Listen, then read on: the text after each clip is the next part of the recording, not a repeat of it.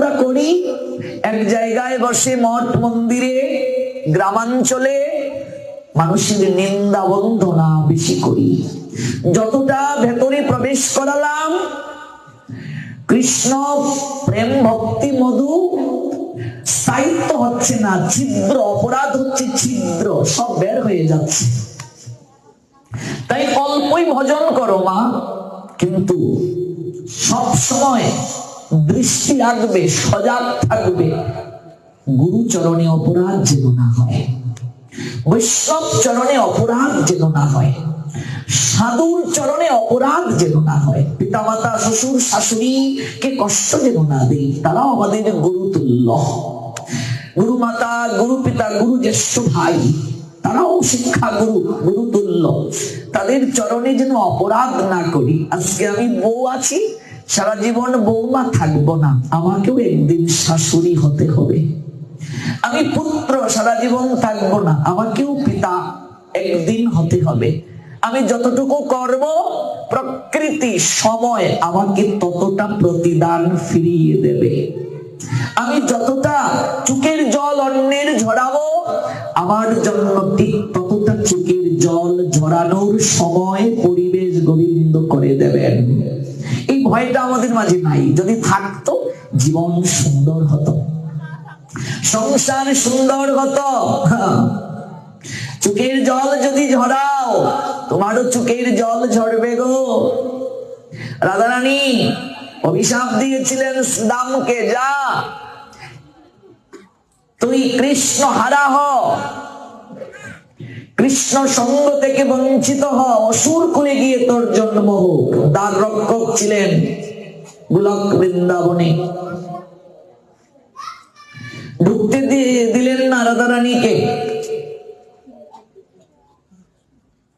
যা অসুর কুলে গিয়ে তুই জন্ম নে, তোর অসুর কুলে জন্ম হোক। বিরজার কুঞ্জে গোবিন্দ গেলেন, দ্বার রক্ষক ছিলেন শ্রীরাম, ঢুকতে দিলেন না। শ্রীরাম তখন রাধারানীকে বলেছিলেন, ওগো প্রেমময়ী, তুমি যে আমায় সঙ্গ হারা করলে, কৃষ্ণ হারা করলে। কৃষ্ণ হারা হলে যে কতটা দুঃখ হয়, তুমি যদি হারা না হও তুমি তো বুঝবে না। এই যে আমার নয়নের জল তুমি জড়ালে, কেউ যদি কারো নয়নের জল জড়ায় তার জন্য তদ্রূপ থাকে। এটা প্রকৃতি দিয়ে দেয়, নিয়তি দিয়ে দেয়। আমিও যদি সত্যিকারের কৃষ্ণ ভক্ত হই, আমি তো আর অপরাধ করিনি, আমি কৃষ্ণ আজ্ঞা পালন করেছি। তুমি 100 বছর কৃষ্ণ হারা হয়ে নয়ন জলে কাঁদবে, নয়ন জলে ভাসবে। তাই হলো শ্রীরামের অভিশাপ রক্ষিবার তরে 100 বর্ষ কৃষ্ণ হারা রইলেন বৃন্দাবনে। নয়নের জল যদি কারো ঝরাও, একদিন না একদিন তোমার জন্য থাকবে। ভগবান তার মাকেই ছাড় দেয়নি, আমাদেরকে কি করে দেবেন? দেবকী কাঁদলেন, কৃষ্ণ জগতের লোক তো তোকে ভগবান বলে, আমিও তো নিজেও সেই রূপ দর্শন করলাম। বাবারে, আমি তো ভগবানের মা, তাহলে আমার এত দুঃখ কেন রে বাবা? এতটা বছর আমি কারাগারের মাঝে আবদ্ধ রইলাম, চোখের সামনে আমার 6টা পুত্রকে চরণে ধরে মস্তকটা দেয়ালের মাঝে থেতলে দিল পাষণ্ডিক। এই কারাগারের দুঃসহ অন্ধকার আমার জীবনের সঙ্গী হলো। বিবাহের পরের দিন থেকে একটা দিনও তো দাম্পত্য জীবনে সুখ পেলাম না রে বাবা। পুত্র পেলাম, একটিবার কুলে নিয়ে আদর করতে পারলাম না, স্তন পান করাতে পারলাম না। বাবা, আমি যদি ভগবানের মা হই, আমার এত দুঃখ কেন রে? ভগবান হাসলেন, আমি কি করিব বলো, সকলই কর্মেরও ফল।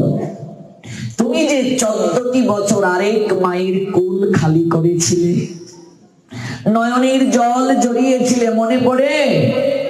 কৌশল্যা তোমার চরণে মিনতি করে বলেছিল, ওরে কইকেয়ী, তুই আমার ছোট বোন, ছোট যা, এরপর তোর চরণে আমি মিনতি করি, চরণ ধরে বলি, আমি তোর দাসী হয়ে থাকবো। আমার পুত্রের রাজ সিংহাসন দরকার নেই, কিন্তু আমার পুত্রকে বনবাসী করার যে মহারাজকে দিয়ে তুই বর প্রার্থনা করিয়ে নিলে কৌশলে এটা ফিরিয়ে নেব। আমার রাজ সিংহাসন পুত্রের চাই না, আমি তোর দাসী হব রে, আমি রাজমাতা হব না, কিন্তু আমি 14টা বছর নিজে রাজমহলে থাকবো আর আমার পুত্র বনাচারী হবে রে, বনে বনে থাকবে, আমি মা হয়ে সহ্য করতে পারবো না রে। আমার মৃত্যু শ্রেয়, পুত্র হারা মায়ের তো মৃত্যু হয়েই যায়, যে মা পুত্র হারিয়ে ফেলে তার কি আর জীবন থাকে রে, জীবনতে মরা। 14টা বছর নয়নের জল ঝরালো কইকেয়ী, কৌশল্যার নয়নের জল বুকের মানিককে কেড়ে নিল। সেই কইকেয়ী আজ দেবকী হলো, সন্তান পেল, কিন্তু টুকুলে তুলে নিয়ে আদর করতে পারলো না। কি ভেবেছ এইভাবে জীবন যাবে, যৌবন থাকবে? এক জনমে না হোক আরেক জনমে যতটা কষ্ট তুমি কাউকে দেবে, ততটা কষ্ট গোবিন্দ তোমায় প্রতিদান ফিরিয়ে দেবে। সতর্ক হও, সাবধান হয়ে যাও, কর্মফল থেকে কেউ বের হতে পারে না, কর্মফল সবাইকে ভোগ করতে হয়। এজন্য গোবিন্দ গীতায় সতর্ক করলেন, অর্জুন কর্ম ত্যাগ করিও না, ইয়াত ইয়াত আচরতি শ্রেষ্ঠ তত্তৎ এব ইতর জনঃ সয়াত প্রমাণম কুরুতে লোক তৎ অনুবর্ততে। শ্রেষ্ঠ ব্যক্তিগণ যে আচরণ করেন অপর সাধারণ জন তাকে অনুকরণ করেন, তিনি যা জগতের বুকে প্রমাণ রেখে যান সবাই সেটিকে গ্রহণ করে। গোবিন্দের কর্ম নাই, এরপরও কর্ম করে জগৎকে শিক্ষা দেন। নমে পার্থ অস্তি কর্তব্যম ত্রিষু লোকেষু কিঞ্চন ন অনবাপ্তব্যম অবাপ্তব্যম বর্তে এবচ কর্মাণি যদি অহম ন বর্তেয়ম জাতু কর্মণি অতিনৃত মম বর্ত অনুবর্তন্তে মনুষ্যা পার্থ সর্বশ। কর্মফল বড় ভয়ানক বাবা, কর্মফল থেকে কেউ নিষ্কৃতি প্রাপ্ত হতে পারে না। প্রত্যেকটা ক্রিয়ার পাশাপাশি বিপরীত প্রতিক্রিয়া আছে, এই জন্য সতর্ক হওয়াটা আমাদের খুবই জরুরি, খুবই জরুরি গো, সতর্ক হওয়া খুবই জরুরি। ধ্রুবর বিমাতা পিতার কোলে উঠতে ধ্রুবকে নিষেধ করেছিল, তা তো আমরা জানি। উত্তানপাদের 2 স্ত্রী সুনীতি আর সুরুচি, উত্তমের মা ধ্রুবকে কোলে উঠতে নিষেধ করলো, যা তুই আমার সতীনের ঘরে জন্ম নিয়েছিস, ওর কি ভাগ্য আছে রে রাজরানী হওয়ার, বনবাসিনীও, তার পুত্র হয়ে তুই বাবার কোলে উঠতে চাস? উত্তমকে কুল থেকে রেখে ধ্রুবকে যখন কোলে নিতে গেলে রাজা উত্তানপাদ দ্বিতীয় স্ত্রী তাকে বাধা দিল, যদি কোনোদিন পিতার কুল উঠতে চাস হরি আরাধনা কর গিয়ে, আমার মতো ভাগ্যবতী রমণীর কুলে যেন তোর জন্ম হয়, যা। পিতার কুলে উঠার প্রত্যেক সন্তানের অধিকার আছে। ধ্রুব তার প্রথম পক্ষের সন্তান, দ্বিতীয় পক্ষের সন্তান উত্তম, দুজনেরই পিতার কোলে উঠার অধিকার আছে, দুজনেরই সমান অধিকার। কিন্তু স্ত্রৈণ ওই রাজা স্ত্রৈণ হয়ে গেছে, স্ত্রীর রূপে গুণে, দ্বিতীয় স্ত্রীর রূপে গুণে কূট কৌশলে মোহিত হয়ে ন্যায় অন্যায় ভুলে গেছে। সে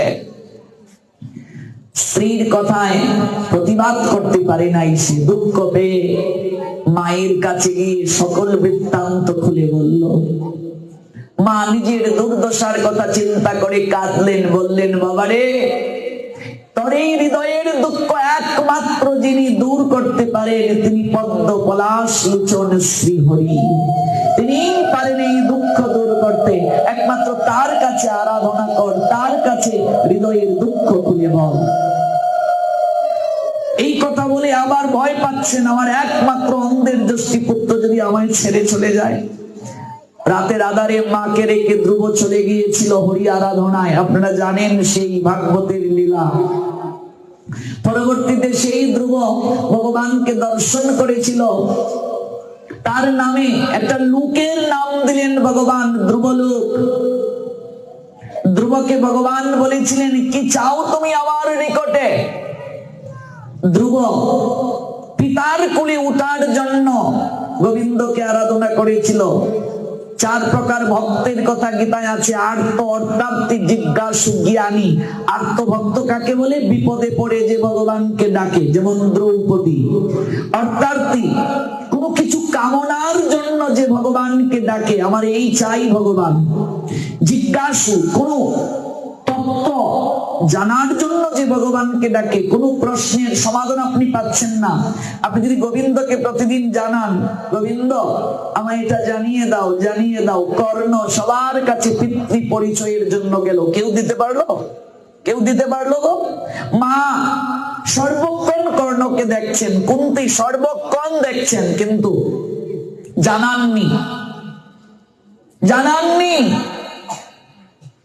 যার কাছে গেলে সকল প্রশ্নের সমাধান হয়, তিনি ব্যতীত কে দেবেন? অন্তর্যামী গোবিন্দ ছাড়া। যুদ্ধের পূর্বে কর্ণের পরিচয়টা গোবিন্দ দিয়ে একটা রাজনৈতিক খেলা খেললেন, কর্ণের মনটাকে দুর্বল করার জন্য। রাধেও, তুমি যে অধিরথের পুত্র বলে নিজেকে ভাবো, অধিরথ তোমার পিতা না, রাধা মা তোমার প্রকৃত মা না। তুমি জানো তুমি কার সন্তান? যাকে সারা জীবন হত্যা করার জন্য, বধ করার জন্য তুমি হৃদয়ে মাঝে আশা আকাঙ্ক্ষার বীজ বপন করে রেখেছো, সেই অর্জুনই তোমার আপন ভাই হয়। ভাবুন তো, হৃদয়টা ভেঙ্গে গেল কেমন করে? আমি যাকে মারবো শত্রু বলে, সে আমার ভাই। এটাও একটা রাজনৈতিক কূট কৌশল। মহাভারত গ্রন্থটাই হলো রাজনীতি কেমন করে আপনি করবেন। গোবিন্দ এখানে কূটনীতি করলেন। ধর্মের পক্ষে কর্ণ নাই, ভাবা যায়, কল্পনা করা যায়। ছাড়কার হয়ে গেল স্বপ্ন, আশা আকাঙ্ক্ষা ভেঙ্গে গেল। জিজ্ঞাসা ভাব নিয়ে কতজনের কাছে সে গেল, তার পরিচয় কি? মানতে রাজি নয়। রাধামার কাছে গিয়ে বলো, সত্যি করে বলো তো, তুমি বুঝি আমার মানো? কে বলছে আমি তোর মানই? রাধামা লুকাতে চাইলেন, এক সময় কথার রেশ ধরে বলে দিলেন, পুত্র আমি তোকে পেটে না ধরতে পারি, কিন্তু আমি তো তোকে লালন পালন করেছি রে।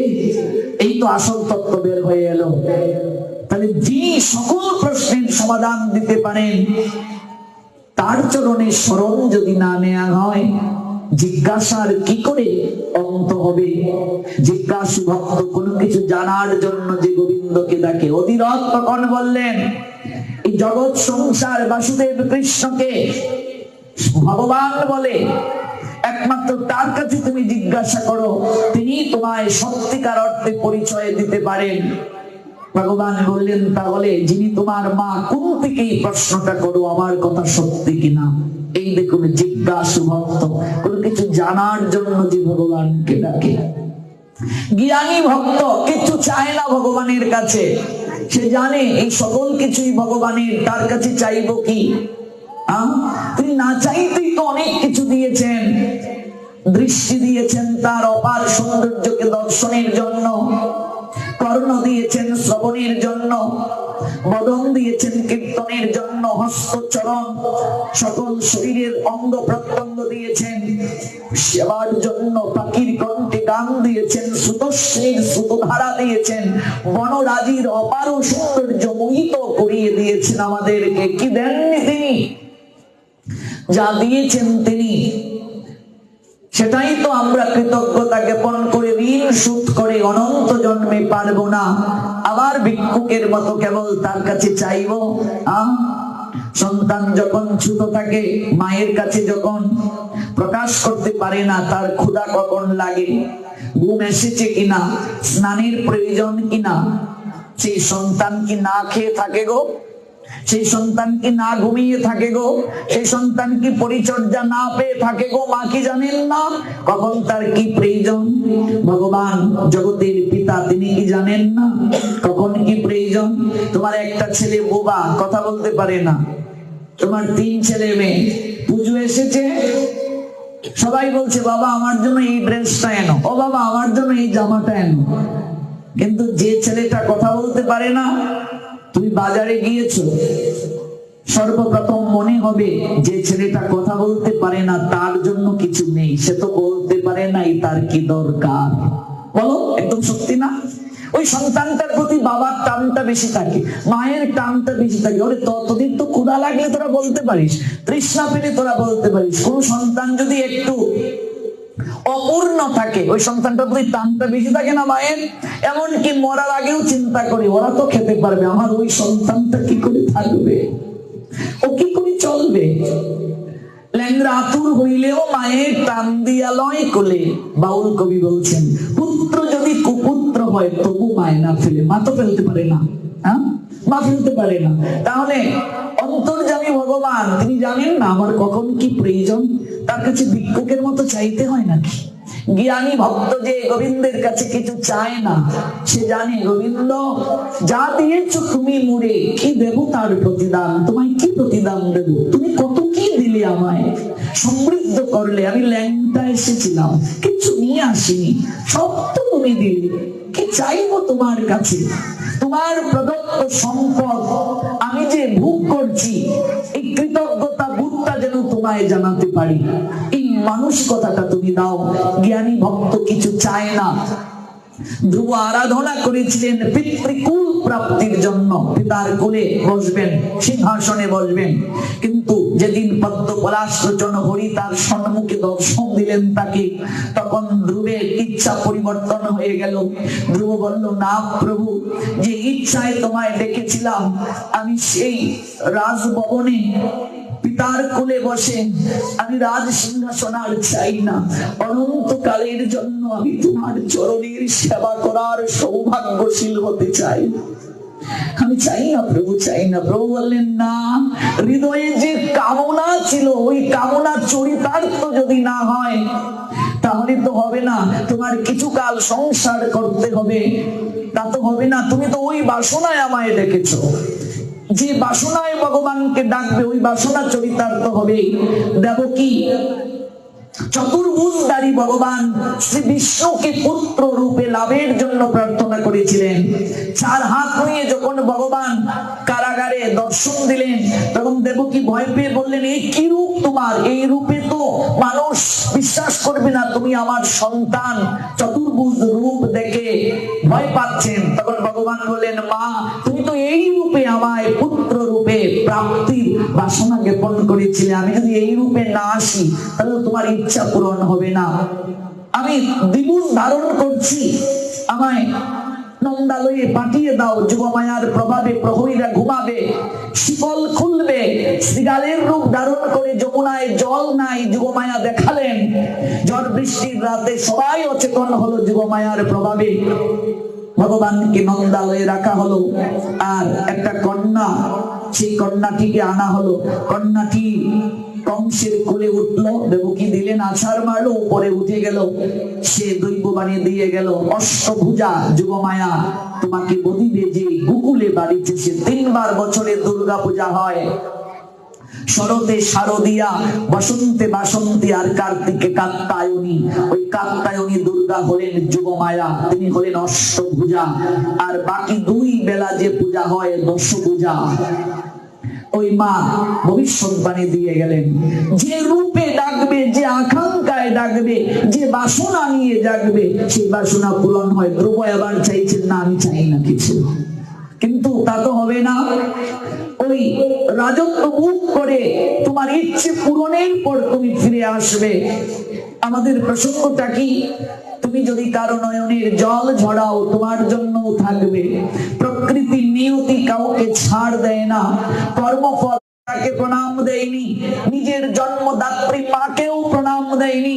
সর্বপ্রথম প্রণামটা দিল তার বিমাতাকে। যে মা পিতার কোলে উঠতে বাধা দিল, তাকে সংসার, সেদিন যদি তোমায় আমার হৃদয়ে কষ্টের সঞ্চার না করাতে, আমাকে রাজমহল থেকে বের করে না দিতে, আমার এই দিন আজ হতো না। এই সৌভাগ্য প্রাপ্তি হতো না। সেই দুঃখ অনেক ভালো, যে দুঃখে ভগবানকে কাছের করে পাওয়া যায়, আপনার করে পাওয়া যায়। তাই সর্বপ্রথম প্রণামটা আমি তোমায় দিচ্ছি, তোমার কারণে আমার ভগবান দর্শন হলো। দেখো তাদের চরিত্রগুলো যত শুনবে মন উদার হবে।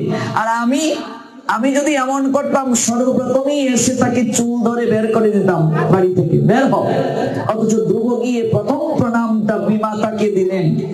ধ্রুব ক্ষমা করে দিলেন, কিন্তু নিয়তি ক্ষমা করলো না। এটাই বুঝাবার চেষ্টা করছি। প্রকৃতি ক্ষমা করলো না, ভগবান ক্ষমা করলেন না। কর্মফল বড় ভয়ানক, কর্ম থেকে বের হতে পারবে না। অনন্ত জন্মের কর্মফল আমরা ভোগ করছি, সঞ্চয় করে নিয়ে এসেছি, এগুলো ভোগ শেষ হচ্ছে না, আরো নতুন করে কর্ম ফল আমরা জমা করছি। কি হবে রে বাবা? ধ্রুব ভুলে গেলেন, প্রণাম দিলেন এসে মাকে। ভগবান ভুললেন না, ভগবান ক্ষমা করলেন না, প্রকৃতি ক্ষমা করলো না, নিয়তি ক্ষমা করে দিল না। যে পুত্রকে রাজ সিংহাসনে বসানোর জন্য সতীর পুত্র ধ্রুবকে সংসার ছাড়া করেছিল, পিতার কোলে উঠতে বাধা দিল, জানেন কি কি ঘটনা হলো? সেই নিজের পুত্র উত্তম যখন মৃগয়ায় গিয়েছিল হরিণ শিকার করতে, সেখানে ব্যাঘ্রের দ্বারা উত্তমের মৃত্যু হয়। নিজের পুত্রের প্রাণ ব্যাঘ্র নিয়ে যায়। পুত্রের যন্ত্রণা সহ্য করতে না পেরে মা অন্বেষণ করে বনে গেল। বনে যাওয়ার পরে দাবানলে বিমাতার প্রাণ গেল, শরীরে আগুন লেগে গেল, আগুন লেগে প্রাণ চলে গেল। কর্মফল কাউকে কখনো ছাড়ে না, কর্মফল এত ভয়ানক, ছাড়ে না। যে পুত্রকে রাজ সিংহাসনে বসাতে চেয়েছিল, প্রথম পক্ষের পুত্রই তো রাজা হয়, জ্যেষ্ঠ পুত্র, সেই নীতি না মেনে ধ্রুবের মাকে বনবাসিনী করেছিল। সে পুত্রকে পর্যন্ত সংসার ছাড়া করেছিল, রাজা করবে নিজের পুত্রকে, অথচ নিয়তি দিল না। পুত্র ব্যাঘ্রের দ্বারা প্রাণ হরণ হলো, নিজে শরীরে আগুন লেগে মৃত্যুর কুলে ঢলে পড়লো। কর্মফল কাউকে কখনো ছাড় দেয় না। ভাগবতের এই নিগূঢ় তত্ত্ব যতদিন পর্যন্ত আমরা হৃদয়ে লালন না করব, ভয়ের সঞ্চার যতদিন পর্যন্ত না হবে, ততদিন পর্যন্ত এই সংসার সুন্দর হবে না, জীবন সুন্দর হবে না। কত চেষ্টা করেছিল শকুনি, কত চেষ্টা করেছিল, কোন চেষ্টা কি সফল হয়েছিল? হয় নাই।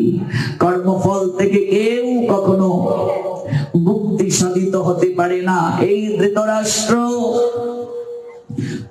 পূর্ব জন্মে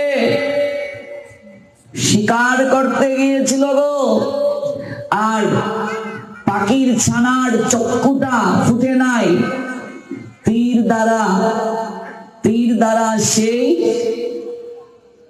অফুটন্ত পাখির ছানাকে তীরের মাঝে লাগিয়ে সে অগ্নিতে পুড়ে গ্রহণ করেছিল। আজকে চক্ষুহীন হয়ে ধৃতরাষ্ট্র জন্মান্ধ হয়ে জন্ম নিল। কর্মফল থেকে কেউ কখনো বের হবে না। বিশ্ব প্রশ্ন করেছিলেন, সারাটা শরীরে তীর কেন বিদ্ধ হলো বাসুদেব? কারণ কি? আমার প্রত্যেকটা লুমে লুমে তীর বিদ্ধ হলো।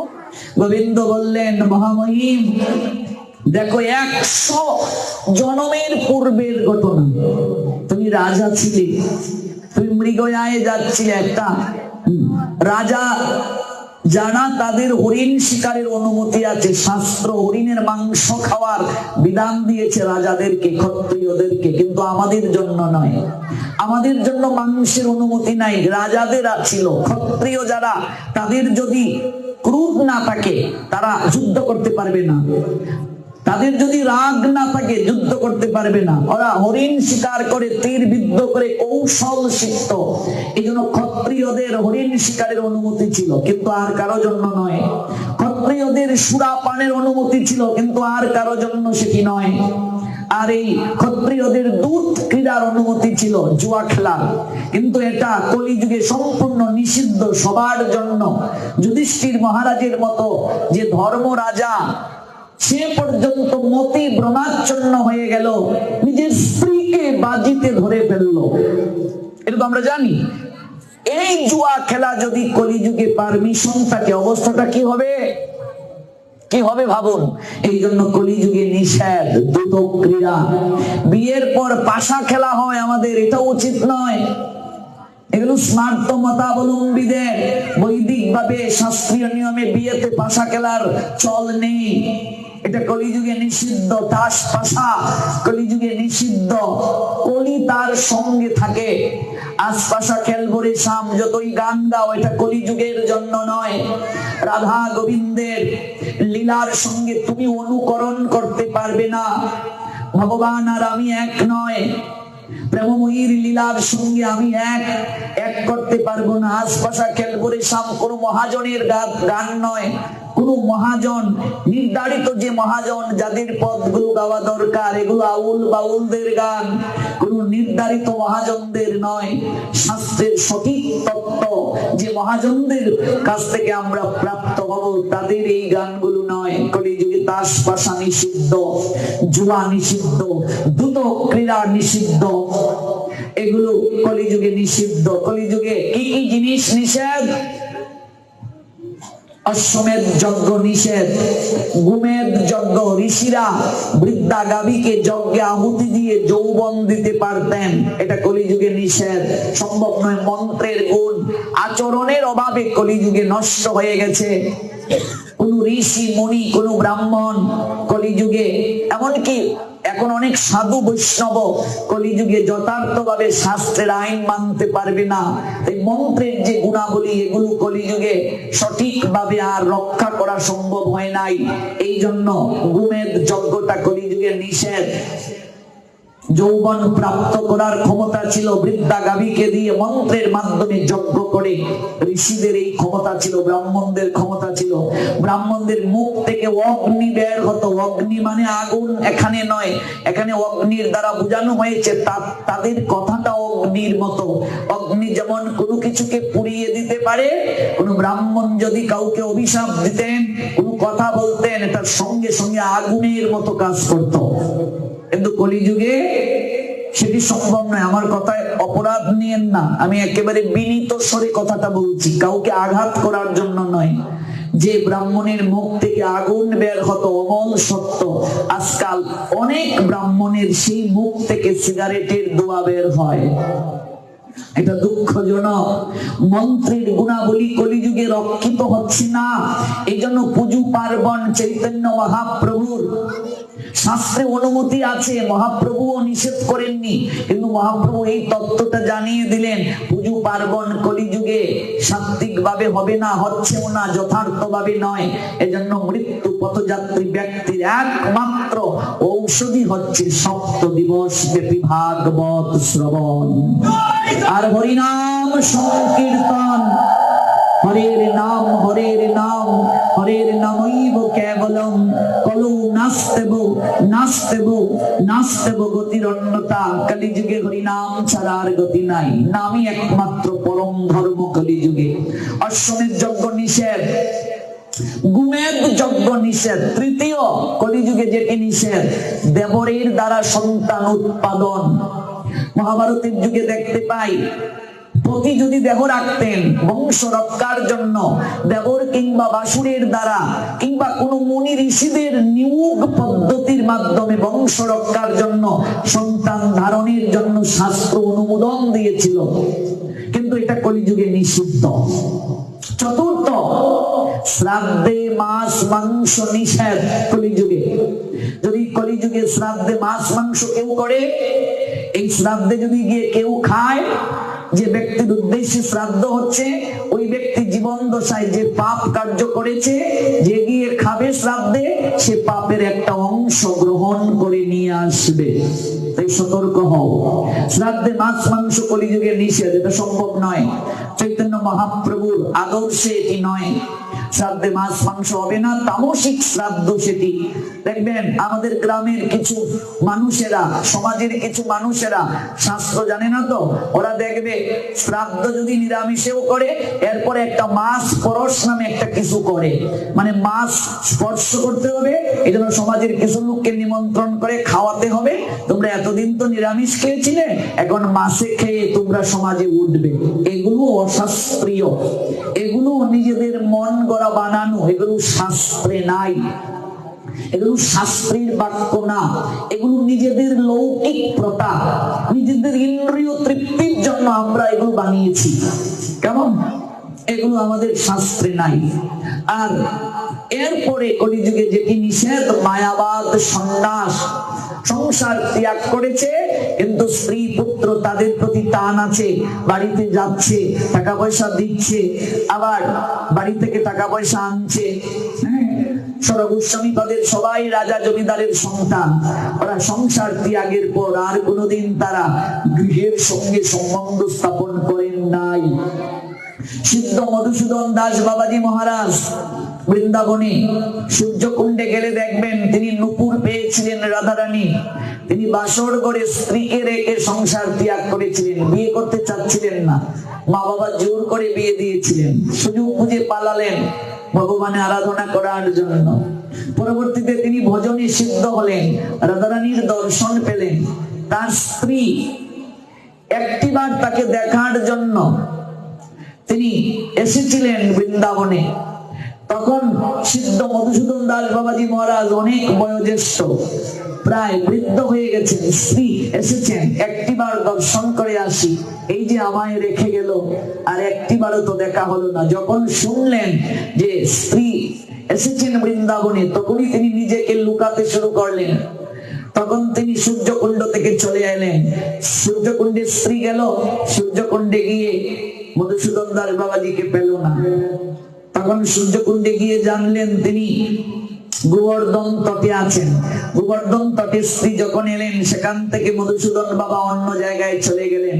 স্ত্রী তখন কেঁদে কেঁদে বাবার ভজন কুটিরের আঙ্গিনায় গোড়াগুড়ি দিয়ে বলল, ওগো তুমি যে পরম আনন্দ, পরম সুখ প্রাপ্ত হয়েছ, এই সুখ অনন্ত কোটি গুণের মাঝে এক গুণ আমার কাছ থেকে তোমাকে দেয়া সম্ভব নয়, এটা অনিত্য। কাজে তুমি যেখানে আছো সেখানে পরম সুখে থাকো, পরম আনন্দে থাকো। তুমি আমায় এই প্রার্থনা করিও, আমিও যেন এমন করে নয়ন ভরে প্রেমময়ী শ্রীমতী রাধারানীর গুণ কীর্তন গাইতে পারি, গোবিন্দের গুণ কীর্তন গাইতে পারি। দেখো দেখো ত্যাগ কাকে বলে। ত্যাগ দেখেছ? গৌরহরি সন্ন্যাস নেওয়ার পর আর একটা দিনও বিষ্ণুপ্রিয়াকে দর্শন করলেন না, চোখে দেখলেন না। সন্ন্যাসের পর শান্তিপুরে এলেন, সবাই গেল, বিষ্ণুপ্রিয়ার যাওয়ার অনুমতি নাই। ভাবা যায় ত্যাগ কাকে বলে? মায়াবাদ সন্ন্যাসটা কি? সন্ন্যাস নিয়েও যে বিষয়ের প্রতি আকৃষ্ট থাকে, এটা কলিযুগের নিষেধ। এই জন্য মহাপ্রভু জানালেন এই সন্ন্যাস আর কলিযুগে কেউ নিতে পারবে না, কারণ কলিযুগের মানুষ আমরা বিষয় ভোগে প্রমত্ত। কলিযুগে মায়াবাদ সন্ন্যাস নিষিদ্ধ। কলিযুগে একটাই সন্ন্যাস আছে, ভক্তি সন্ন্যাস, যাকে বলে ত্রিদণ্ডী, কায় মন বাক্যকে। যেমন ইস্কন এবং গৌরীয় মঠে দেখবে সন্ন্যাস আছে, ত্রিদণ্ডী সন্ন্যাস। এটা দেখবে হাতে একটা দণ্ড থাকে, লাঠি থাকে, ত্রিদণ্ড। কায় মন বাক্যকে সংবরণ করে ত্যাগ, এই জিনিসগুলো কলিযুগে নিষেধ। একটা কি? অশ্বমেধ যজ্ঞ, ঘোড়াকে ছেড়ে দেয়া হতো, যে রাজা ঘোড়া ধরবে তার সঙ্গে যুদ্ধ হতো, অশ্বমেধ যজ্ঞ। পরবর্তী এটাকে বলি দিয়ে যজ্ঞ হতো, তাকে চক্রবর্তী সম্রাট রূপে ঘোষণা করা হতো, এটা কলিযুগে নিষিদ্ধ। দ্বিতীয় নিষিদ্ধ হলো গোমেদ যজ্ঞ, গাভীকে যজ্ঞে আহুতি দিয়ে যৌবন দান করা হতো মন্ত্রের মাধ্যমে, এটা কলিযুগে নিষিদ্ধ। তৃতীয় দেবরের দ্বারা সন্তান উৎপাদন, এটা নিষিদ্ধ কলিযুগে। চতুর্থ শ্রাদ্ধে আমিষ নিষেধ, মাছ মাংস শ্রাদ্ধে করা যাবে না। যদি মাছ মাংস শ্রাদ্ধে করা যেত তাহলে গোষ্ঠীর সবাই এই কয়েকটা দিন নিরামিষ কেন খেলো, ধরার চিহ্ন নিয়ে ওই সন্তান কেন নিরামিষ খেলো, যদি শ্রাদ্ধে মাসেই করা যায়। এটাকে শ্রাদ্ধ বাসর বলে, শ্রদ্ধার সঙ্গে কোনো কিছু দান করা হচ্ছে শ্রাদ্ধ। দত্তাত্রেয় মুনির পুত্র নিনি এটার উৎপত্তি করেছেন। আর জীবাত্মার সঙ্গে পরমাত্মার মিলন হবে, শ্রদ্ধার সঙ্গে দান হবে। কাজেই এই শ্রাদ্ধ বাসর বিষ্ণুর সন্তুষ্টির জন্য, এখানে মাছ মাংস নিষিদ্ধ। এবং আমি বারবার প্রতিবার সব জায়গায় সংস্কারের কিছু বিষয় বলি। এখনো আমরা পাঠ শোনার পরও আমরা পরিবর্তন হতে পারি নাই, গোবিন্দের সঙ্গে সম্বন্ধ নাই। এই জন্য কেউ মারা গেলে, গোষ্ঠীর কেউ মারা গেলে, গোষ্ঠীর কারো করে বাচ্চা হলে আমরা কি করি? ভগবানের নিত্য সেবা বন্ধ করে দেই। জাতক কারো হলে আমরা তাকে ভাগবত পাঠে আসতে দেই না। অশৌচ কেউ হলে সাবধান, এই তুই এদিকে যা। মরা বাড়িতে উলুধ্বনি যদি কেউ দেয় মানুষ সমালোচনা করে, মরা বাড়িতে নিত্য সেবা দিলে মানুষ সমালোচনা করে। কিন্তু মনে রাখবে